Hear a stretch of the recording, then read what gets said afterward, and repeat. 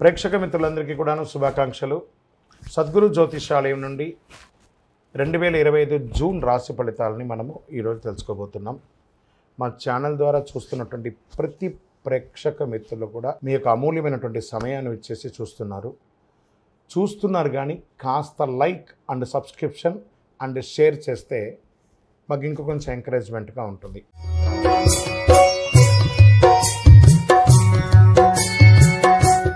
జ్యోతిషాస్త్రరీత్యా ద్వాదశ రాశుల్లో 11వ రాశి అయినటువంటి కుంభరాశి మిత్రులారా, మీరు ధనిష్ఠా నక్షత్రం 3-4 పాదములు, శతభిషా నక్షత్రం 1-2-3-4 పాదములు, పూర్వాభాద్ర నక్షత్రం 1-2-3 పాదాలకు జన్మించిన మీరు కుంభరాశి వారిగా పరిగణించబడుతున్నారు. ఈ నెల మీకు శుభ ఫలితాలు ఎలా ఉన్నాయంటే, ఎలాగో 7.5 శని యొక్క ద్వితీయ భాగంలో ఉన్నారు. మీరు ఏళ్ళనాటి శని తీవ్రంగా ఉన్నా ఈ నెలలో చాలా హెచ్చు తగ్గులు ఉంటాయి. గోచార గ్రహస్థితులను దృష్టిలో పెట్టుకుంటే లగ్నంలో రాహు, ద్వితీయంలో శని, తృతీయంలో శుక్రుడు, చతుర్థంలో రవి బుధులు, పంచమంలో గురువు, సప్తమంలో కుజుడు, అష్టమంలో కేతువు. ఈ మాసం ప్రారంభం నుండి ప్రతి కార్యక్రమం కూడా మిశ్రమంగా ఉంటుంది, కానీ ఆదాయం చాలా బాగుంటుంది. వ్యాపారం అద్భుతంగా ఉంటుంది. మీరు పుట్టిందే వ్యాపారం కోసం అన్నట్టుకు ఆ వ్యాపారాన్ని ప్రతి క్షణం దాని మీద మానిటరింగ్ చేసి మీ వ్యాపారాన్ని మీరు అభివృద్ధి పరుచుకుంటారు. అంత అద్భుతంగా ఉంటుంది. ఏ విధమైనటువంటి చిన్నపాటి అవకాశం ఉన్న వ్యాపారంలో మీరు ప్లాన్ చేసుకోండి. ఎక్స్పాన్షన్ ఆఫ్ యువర్ బిజినెస్, ఈ యొక్క స్టాక్ క్లియరెన్స్ ఎలా చేయాలి, కొత్త వ్యాపారం ఎలా చేయాలి, కొత్త వాళ్ళకి ఎలా చేయాలి. ఈ నెల మీకు వ్యాపారానికి ఒక ట్యూన్ ఇచ్చాడనుకోండి భగవంతుడు. ఉద్యోగులకి ట్రాన్స్ఫర్స్, ప్రమోషన్స్ ఉన్నాయి. సమ్ టైమ్స్ అకాల ట్రాన్స్ఫర్స్ కూడా ఉంటాయి. కష్టానికి తగిన ఫలితం ఉంటుంది. నిరుద్యోగులకు మంచి ఉద్యోగం వస్తుంది. ఏళ్ళనాడు శని వల్ల కొన్ని సమస్యలు ఎదురైనా మనోధైర్యంతో దూసుకెళ్తారు. మీరు భాగస్వామి విభేదాలు, ఉద్రిక్తలు, వివాదాలు ఎదుర్కొంటారు. అన్నదమ్ముల మధ్య, అక్కచెల్లెల మధ్య బంధం కష్టతరం. ఏదో రకంగా బయటపడాలని చెప్పి పైన నవ్వుతూ లోపల నిజమైనటువంటి మీరుగా కనబడుతూ ఉంటారు. ఒక ఆప్యాయత అనేది కనబడకపోవచ్చు. అది జాగ్రత్త పడండి. ఒకానొక సమయంలో అన్నదమ్ముల అక్కచెల్లెలు విడిపోయే అవకాశాలు కూడా ఉన్నాయి. ఆస్తి తగాదాలు కూడా అయ్యే అవకాశాలు ఉన్నాయి. మాస ద్వితీయంలో జాగ్రత్త. బంధు వివాదాలు, నూతన పరిచయాల వల్ల నష్టం అవుతుంది. ముఖ్యంగా పితృవర్గీయుల మాట పట్టింపు జాగ్రత్తగా ఉండండి. మన అన్నదమ్ములే కదా, మన అక్కచెల్లెలే కదా, మన తల్లిదండ్రులే కదా, కాస్త ఓపిక పట్టండి. కూర్చొని మాట్లాడుకోండి, సర్దుకుంటుంది అన్నీ కూడాను. 10వ తేదీ తర్వాత వ్యక్తిగత జీవితంలో నిరాశకు గురి అయ్యే అవకాశాలు. మీరు కోరిన మర్యాద, రెస్పెక్ట్ మీకు ఉండకపోవచ్చు ఇంటా బయట. అందుకని అధైర్యపడక్కర్లేదు.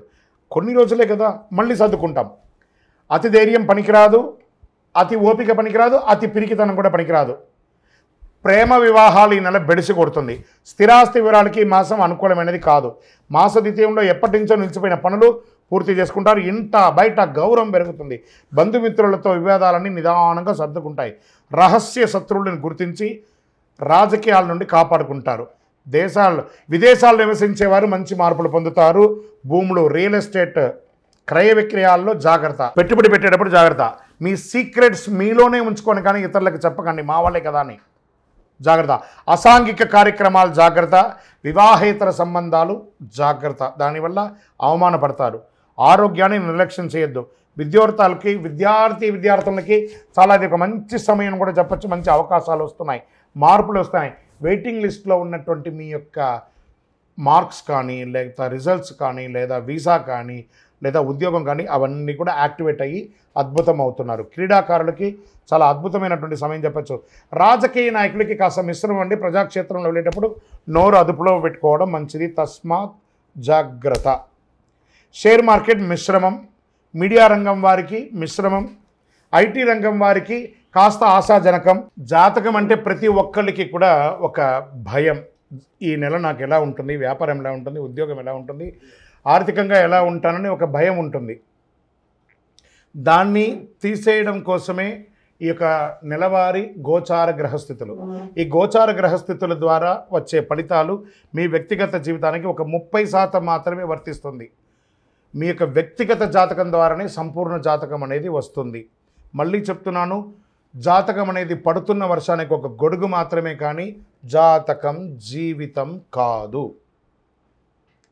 మళ్ళీ జాతకాన్ని ఎవరెవరు అడగాలి అంటే 21 వయసులోపు ఉన్న వాళ్ళు అడగకూడదు, 60 వయసు పైచిలకు వాళ్ళు అడగకూడదు. ఎందుకంటే వాళ్ళు పెద్దవాళ్ళు కాబట్టి వాళ్ళకి అన్నీ తెలుసు. ఆర్థికమైనటువంటి లావాదేవీలు చేసేసి అప్పులు తీరడానికి కోసం జాతకం అడిగితే జాతకం చెప్పించుకుంటే అప్పులు తీరవు. ఇల్లీగల్ అఫైర్స్ గురించి అడగకూడదు.